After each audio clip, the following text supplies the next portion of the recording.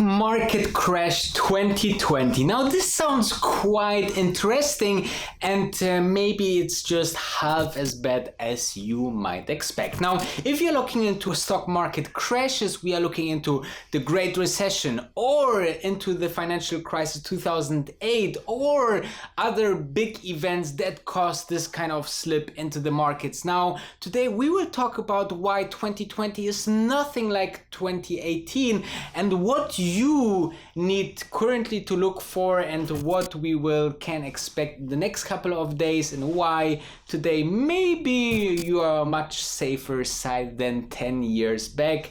All about it here in this vlog.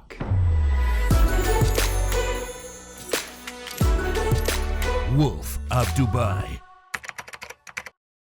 First of all, let's have a look into the S&P 500. What happened to the most important US stock index over the last couple of days? Now, if you're looking into the 2-year chart, you can see a very dive into the negative here, because we were at around 3,300, almost 3,400 in mid of Feb, and now we are about below 3,000, so we are lost about 10%. Let's have a look, how much is it in around 11% as of this recording. So this seems like a big downturn, but in the end we have to understand, okay, what does it mean to have a stock market crash? Because if you're looking into very big events, negative events on the stock market, we have to look into the Great Recession or Great Stock Market Financial Crisis 2008. And if you're looking into these numbers, then we see that, for example, the Great Recession was stock market decline of 30%. So we are way far from that. However, let's have a look into the 2008 numbers. So if we are looking into the 2008 numbers here right now, we looked somewhere about 226%, plus minus over the last 2 years of the stock market crash during the financial crisis. Now, first of all, let's have a look and assess the situation. In 2008, we had one very big financial problem. The US banks packaged prime mortgage loans, and it was actually kind of a fraud where lots of banks, big banks, the biggest banks of the US, of the biggest financial capital of the whole world, had bad loans. And this obviously was so bad for some banks like Lehman Brothers that, the government decided to not help them fund. And this actually was a big problem, because we have seen what this led into, and obviously the humanity, especially the Wall Street as well as the governments, are getting smarter. So we slowly see on the market that the US economy is expecting that the Federal Reserve will at least reduce their rates to minus 5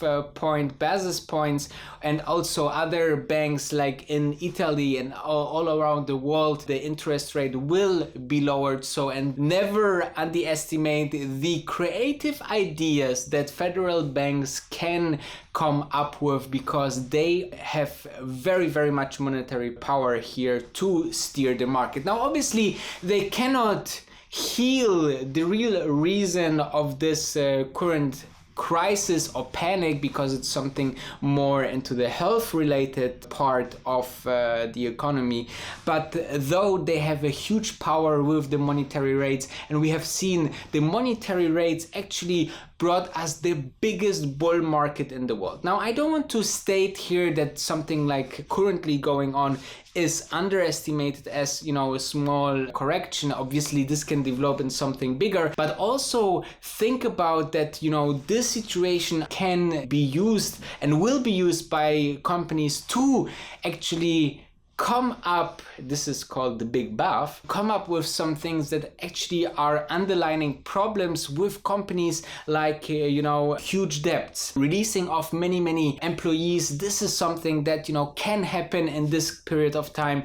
And companies are actually saying, hey guys, there was this incident, this black swan coming up on the horizon, and we had to adjust our company business and we cannot reach the guidance, and we had this and this and that. So you see that companies will use this to excuse some of missing numbers and maybe some other underlying problems that the company has. And therefore, you can expect that overall the economy or the companies can become more stronger through this, right?